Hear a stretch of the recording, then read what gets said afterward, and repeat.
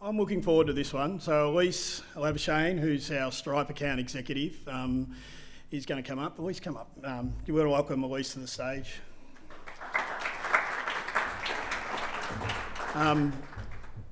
We're a sort of a payments company in some ways. Since we started offering the ability to take payments through the platform in around 2017, and then obviously building out the ability to open the gate and allowing you to do those payments through the app was probably some of our unique innovations early days.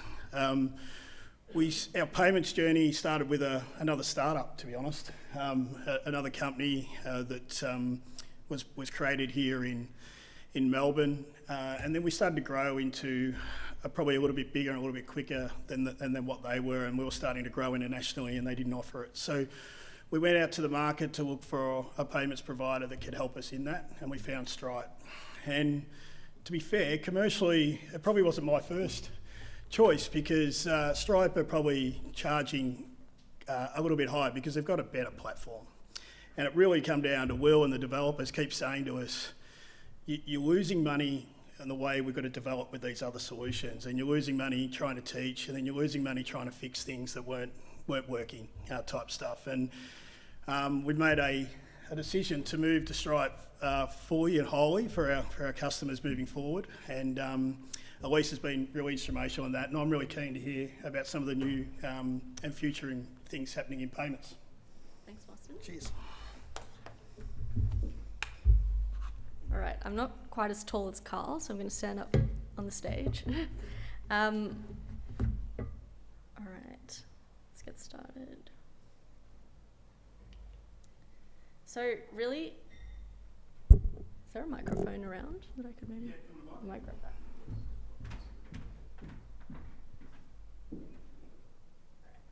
Really excited.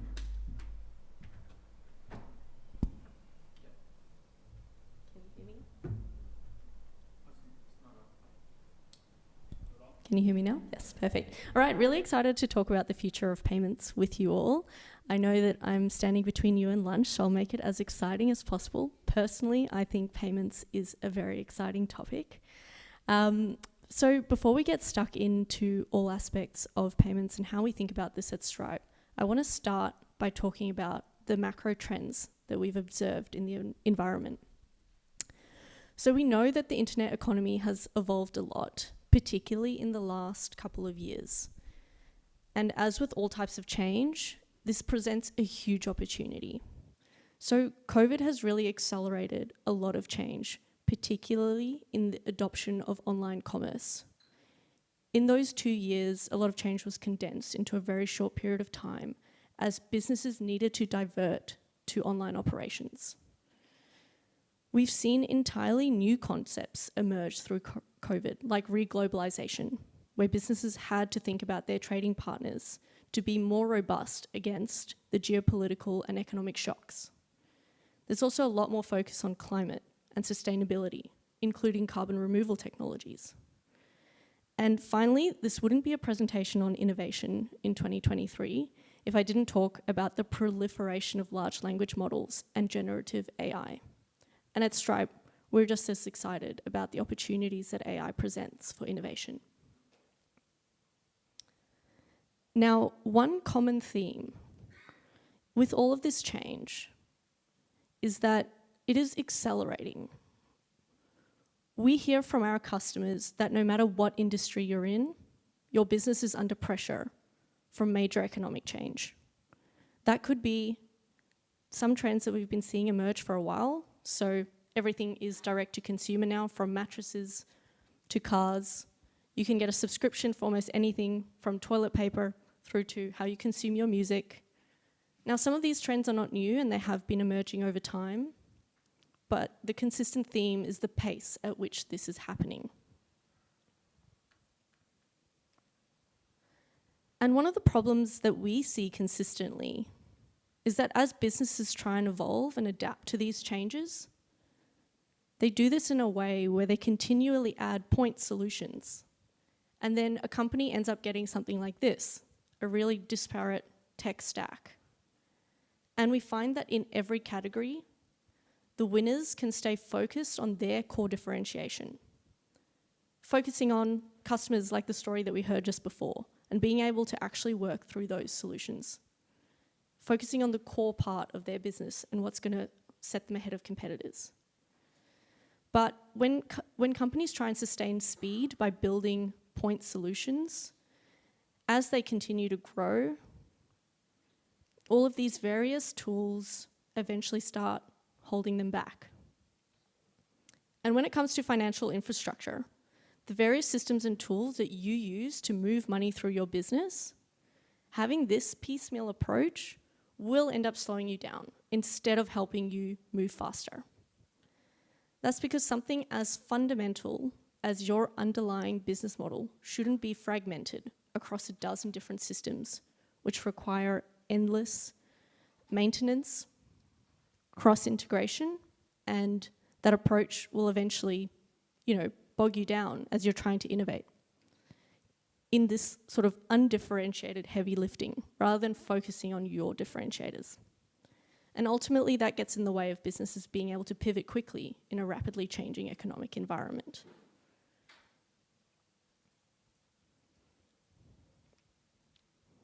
So when Stripe started out, we initially set out to solve a problem of making online payments easy for every business, everywhere. Now, millions of global companies trust Stripe as their partner for financial infrastructure. And in Australia alone, we support over 500,000 businesses. That's why no matter what business model or industry, companies like UB Park are growing their business on Stripe, launching new products, building new business models, and creating best-in-class customer experiences without trading off time and resources against their core products.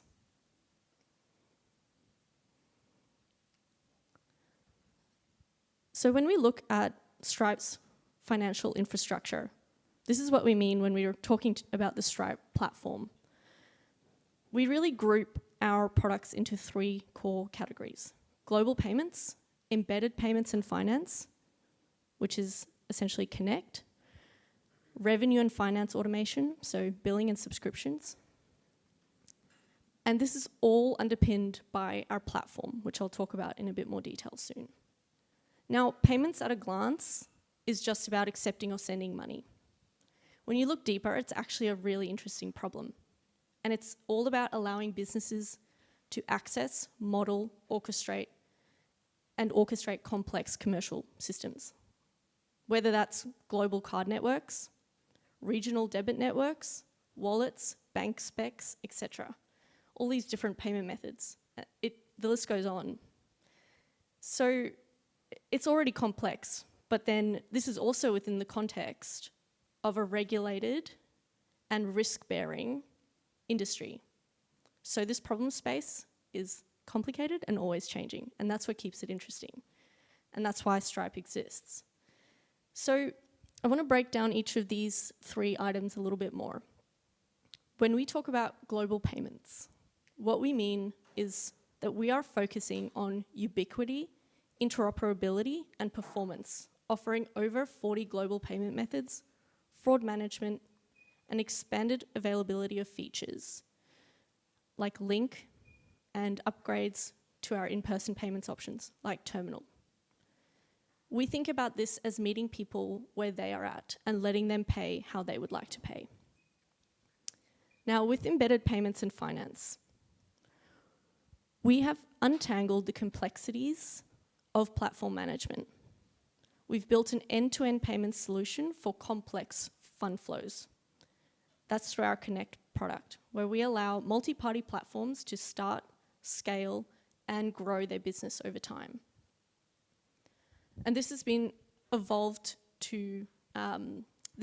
essentially designed to evolve with the internet alchemy as we're enabling platforms to monetize, grow overseas, and manage their payments end to end. All while keeping the customers at the center and creating those really seamless customer experiences. So for revenue and finance automation, it's about building solid operational foundations. This is where we are building modern operating systems for finance that comprises of billing, invoicing, tax, and revenue recognition, and more. So I want to dig into our platform and what really underpins our entire ecosystem. We're a financial infrastructure platform for businesses of all sizes. And with Stripe as your payments partner, you can rest assured knowing that we obsess about the performance of our platform. Whether it's our focus on industry best security tools and practices, or our systems engineered for reliability with 99.99% uptime, or our focus on ensuring that you stay compliant over time in this ever-changing regulatory environment. So for payments leaders, for founders, there's never enough time, there's never enough resources, and that's why our payments engineers work every day to make sure that we can provide your team leverage.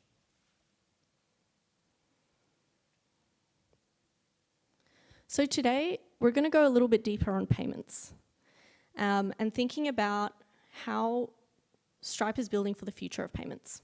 So when we think about payments, we give businesses leverage in three main ways: optimizing checkout flows, unifying commerce channels, and third, giving you access to advanced payment capabilities and machine learning optimizations. Today, we're going to focus a lot on that optimizing checkout experience.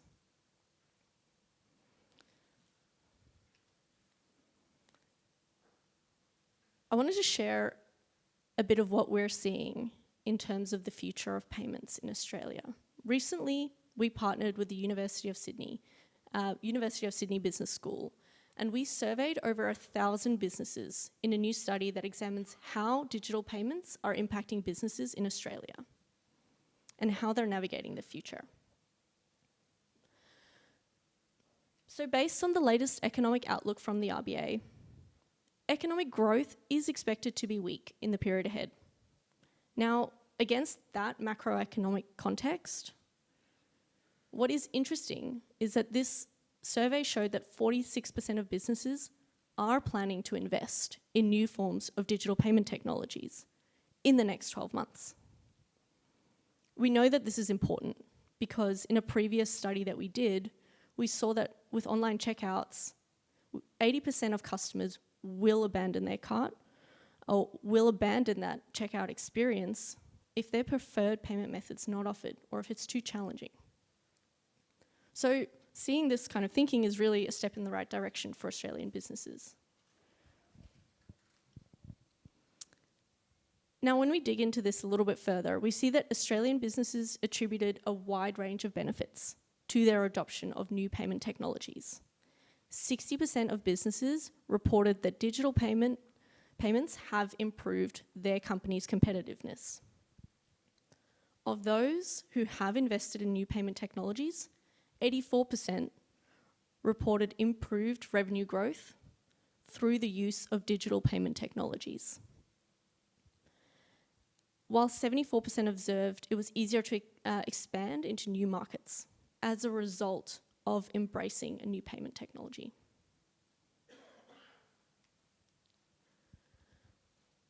Now, this study also found that more businesses are starting to realize how much payments can impact the top line. 1 in 4 businesses surveyed view investment in new payment technologies as a mechanism to reduce operational costs, as opposed to an additional expense. Now, this awareness extends to the highest levels, with over 40% of respondents reporting that investment in new payment technologies is being discussed at the executive or at the board level.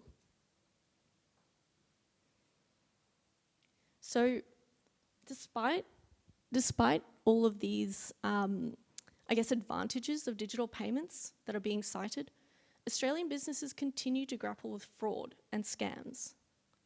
And more than half of the businesses surveyed identify fraud and scams as their primary concern when it comes to adopting new payment technologies. Now, I want to call out that there is a difference here between fraud and scams. The economic impact of scams versus fraud is about 6 times. So scams are in an order of magnitude larger than the fraud on payments cards. But I think what this concern really highlights is that there's a critical need for payment service providers to prioritize robust security measures and fraud prevention strategies to protect businesses and their customers. I wanted to share something from a little closer to home. Victorian businesses we saw are leading the charge with digital wallet adoption here in Australia at 38%. Now, despite all of these trends that we see and the desire to move forward with new payment technologies, in another study that we did, which was the State of Checkout report, we saw that 95% of e-commerce sites make 5 or more basic errors. So despite all of these trends and the growing popularity of payment methods, there are still simple errors that are occurring at checkout. Things like not having autofill support, no real-time card validation, not properly supporting mobile devices, no helpful error messages, not offering wallets like Apple Pay or Google Pay. So we know that these things are all important, with 50% of Australians preferring to shop on a mobile or check out on a mobile. What I want to share a little bit more about as we think about the trends across the Australian market and globally is that the world of payments is getting more and more complicated. When you look at this chart, you can see that there is an enormous amount of choice for customers. It's highly personal how you pay. People have their favorite payment method, their favorite wallet. Maybe they want to use a buy now, pay later option. So one of our most important jobs at Stripe is to help businesses in this really complicated world to compete in the digital economy and future-proof and innovate with payments. So how do we think about that? At Stripe, we have one integration that allows you to accept 45 plus payment methods globally. To really simplify that picture that you saw before, you only need to work with one partner to be able to cater to the diverse needs of your customers. And the way that we think about this more specifically is through optimizing checkout.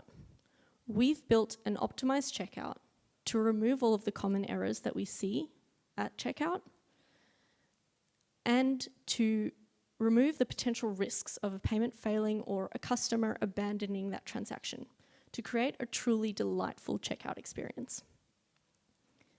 And with these optimized surfaces, whether it's the payment element, which is an entirely embeddable component, or checkout, our hosted, now also able to be embedded element, our customers have choice in how much time they want to spend developing or customizing these aspects.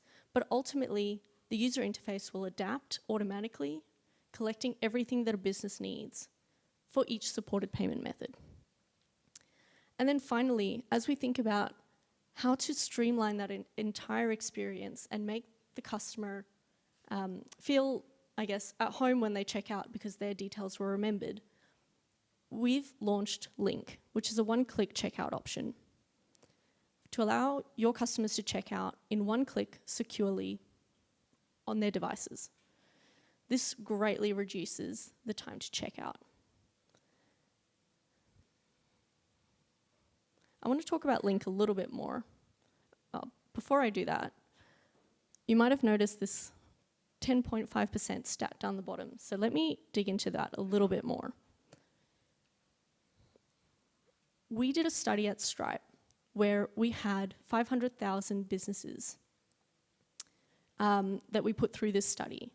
And essentially, we had 10,000 users and 500,000 users who actually integrated the new payment element. Those 500,000 users who actually migrated to the new payment element, which is the element that you see on the end there, they saw a 10.5% average revenue growth as compared to the control group. That is significant. And there's few things that you can do in your business that is so straightforward as integrating a new way to check out that can have such a significant uplift.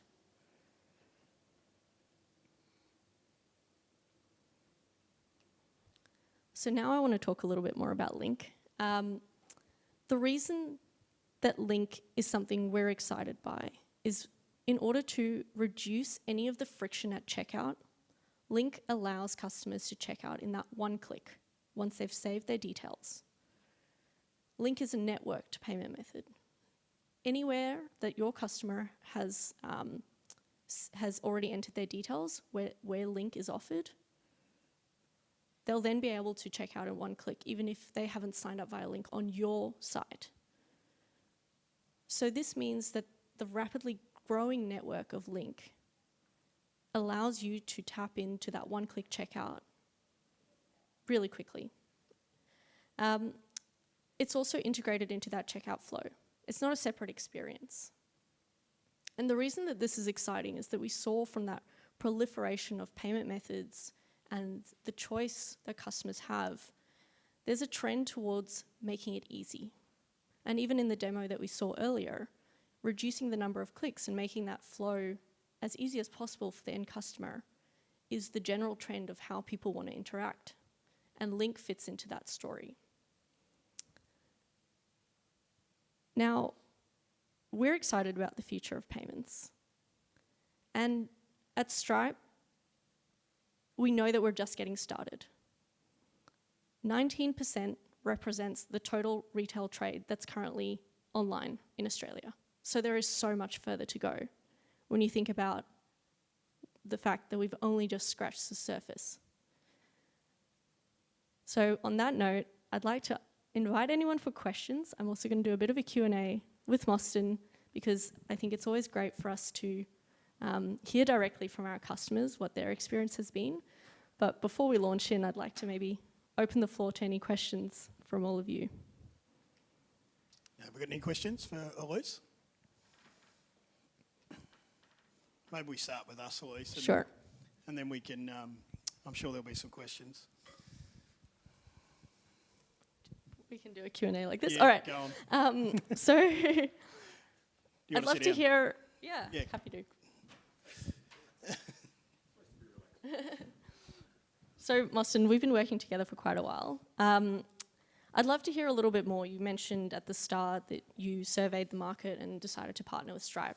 I'd like to hear a little bit more about why that was your decision and yeah, let's start with that. Why did you decide to go with Stripe? Yeah, I think our situation's a little bit different to the traditional parking solutions provider because we're completely online. We weren't stuck with having two options in Australia. So if you're a ski data or a parking equipment provider, an IPP or ticketless parking solutions, you've got to have hardware, and then that hardware's got to integrate into your system.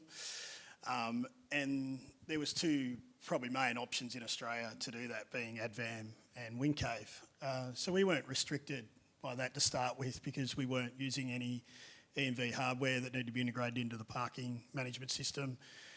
So we went to the market, obviously, for a solution that would fit our needs. I think probably the main thing for me was innovation, payment options. So we've just seen how easy it is to turn on different payment options. And we're able to offer, as we transition some of our older customers across. So Daniel's doing it at the moment with First Parking. They come to us and said, can we turn UnionPay on? We've done a deal with UnionPay. We want to attract the UnionPay customer to our parking locations, and we couldn't with the other mob. So that innovation, the payment options were able to quickly turn on. As I sort of said, I was being driven by Will and the development team because everything's really well documented. It's easy to integrate into and develop to, and we don't have to develop as much. The other part of having a single platform, one that's well documented, would be the support of that, and having our team across it as experience instead of having them across two platforms and trying to understand how the two different platforms work. We can educate our team and help educate our customers on the benefits of one platform. So that was all driving our decision. Security and reliability are probably the two main things on the back of that. All our customers are now looking, like I've just gone through a security process with a university that's been second to none.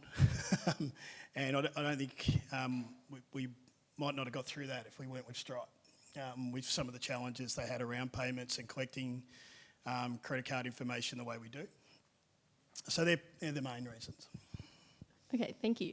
I'd love to hear on the topic of the future of payments, what you're excited about in the future of payments. Well, I was hoping your presentation would have Link to Pay, is it? Is that what it's called? What's the EFT payment one that we're talking about? Pay to, yeah. Pay to, yeah. So I think all our customers are looking at how they reduce the costs around making a payment. Obviously, scheme card fees and merchant fees are expensive. It's lucky in Australia we're regulated, but when I look at what can happen in the US where it's not regulated, and even New Zealand is expensive. So we're offering that full merchant facility and we're covering all those fees. There's probably three parts to the payment ecosystem. There's the e-commerce or the product costs that we have in our system. Every time we send an email, there's a cost, or every time we do something in the platform, there's a cost to that. And then there's the gateway fees that traditionally is how the parking industries work. You've got a payment transaction fee for clearing the credit card. We're sort of... I think the on-street market's probably had it for ages, but the off-street market are just starting to see the full merchant facilities being offered by some of the other providers, and then having to educate around the scheme and the merchant card fees that probably a car park manager isn't seeing in their operation, but their CFO or the accounting team has. So they're probably some of the things there. Yeah, I think just to sort of respond to, I guess, how we think about this at Stripe is like definitely providing you all of the options for how your customers want to pay is very top of mind. So as we look ahead, we're constantly building on new payment rails where we can give you efficiencies and looking at building new payment methods. So I think it's only going to accelerate from our perspective, and part of how we're thinking about building the platform is to essentially make sure that we can continue to quickly partner with payment methods in this environment where they are just exploding globally. So that's really top of mind and something we hear from a lot of customers. So rest assured, we'll continue to do our best to deliver as many payment methods as you need. Yeah, and it's also around how the team develop. They can develop certain things and utilise the park, the Ubi Park platform to do things. And it gives us a little bit more control, or we can rely on some of the Stripe development they've already done and maybe turn things on a little bit quicker and not do as much on our end. But what you saw there around the click, the sort of checkout process, or adding a credit card to an account, whatever it might be in the parking products we're doing. That's all embedded. It's an API that's Stripe's embedded into our solution. So when the credit card information is put in that process or collected from the Google Wallet or wherever it might be, it's not hitting the Ubi Park platform at all. It's going straight through to Stripe in that PCI DSS compliant way. We get a token, last 4 digits, so we can search a credit card and I think the expiry date. So it's really secure around, we're not holding any sensitive, overly sensitive credit card information on the Ubi Park platform. Anything else you want to ask me?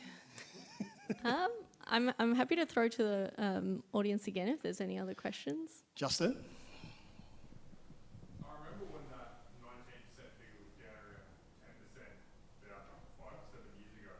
What do you see the challenges being going forward where that 19% is going to keep growing? And what the structure is that looking like? Yeah, that's a really good question. So I would say consumers are becoming more demanding, and that will continue as a trend.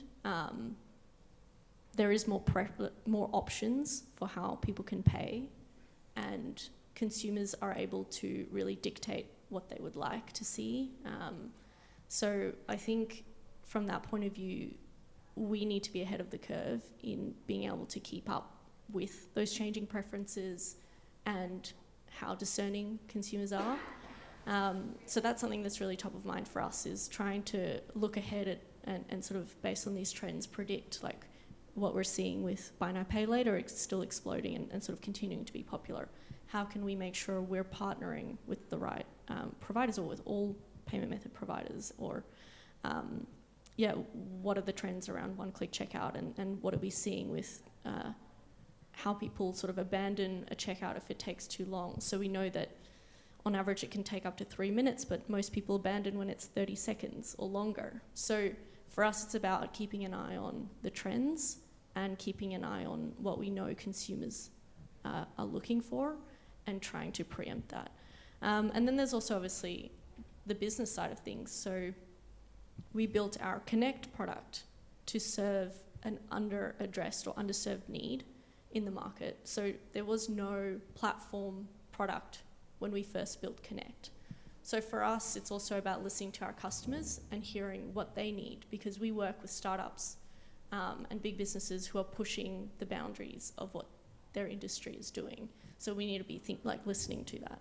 That's probably one area I did miss. I mean, the ability to split the transaction and set it to multiple bank accounts at the point of the transaction being completed allows us to be really efficient. We don't have, like Graham's at the back, he doesn't have a task of a cast of thousands in our accounting team, and we don't have to chase invoices, and people don't have to review an invoice and check it. You have access to your Stripe Connect account. You can compare that and audit it to the UbiPark reporting that's connected to the Stripe account. And that's all part of that Stripe Connect platform and the live data that's feeding through into our reporting. But you can see the raw data as well as what's happening from a parking transaction. And then having it so there's some arrangements where, we've got a deal with Duncan's where we've put in 3 cities where we've got the smart parking app white label for the city, and we put some money in Duncan's bank, some money in the customer's bank, and some money in our bank. So the savings to each of the account departments and teams in that is something that's really, really efficient for everyone. Daniel. With the increase in ways to pay now through Apple, Google, what have you seen the biggest uptake, and where do you see probably the largest new provider coming onto the market from the payment platform? You're going to test my knowledge on what all the stats are here, but essentially what we see pretty consistently is that mobile wallets continue to trend up. So people want to be able to check out quickly. So things like Apple Pay, Google Pay, WeChat Pay, all of those sort of wallet capabilities, which have been around for a while, continue to be popular and grow in popularity. And then I think one of the big trends is the proliferation of buy now, pay later options. So we're seeing that, a lot of younger people as they come through aren't getting credit cards but are using a buy now, pay later. So these are probably sort of the 2 big trends. And I think how we think about this at Stripe is sort of getting ahead of that and trying to tap into the preference for speed to checkout is where Link is coming in.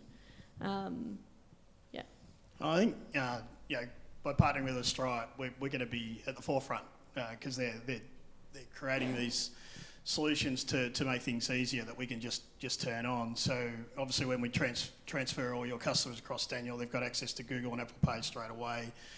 I don't know if we've talked about WeChat, but I can see that being a payment method that become widely used here as well as it is in Asia.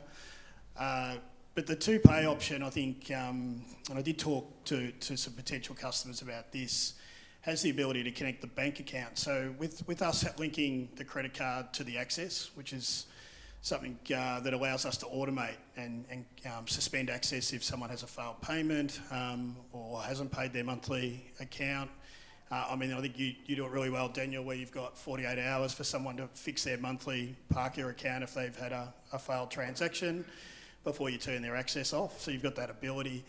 If we can link that to the bank account, which is what the 2Pay solution may allow us to do, and get instant connection to say that that payment's been made from an EFT transaction, that'll help us sort of reduce some of the fees back to you guys as customers. No, I can't say. Have I talked about something that we don't have yet? So Pay2 is I'll just chat a little bit about Pay2. So the reason Pay2 is exciting is because it's built on the new payments rails, which is essentially allowing for instant payments, so bank to account transfers.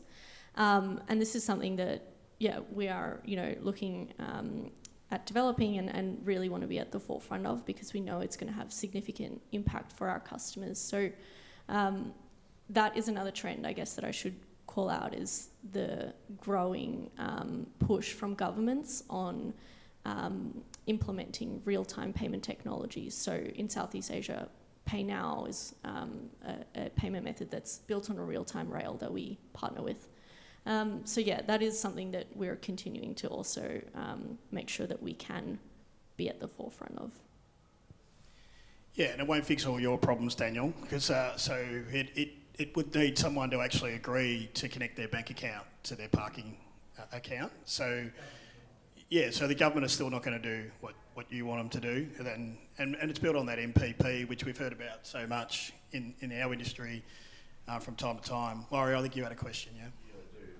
I guess when that does come in, what sort of a reduction cost will it be to either the council, the owner of the car park, or the customer? Yeah, considerable. And I'm not going to give you an exact number today because it'll change, but considerable. Like you're looking at, an EFT payment has less.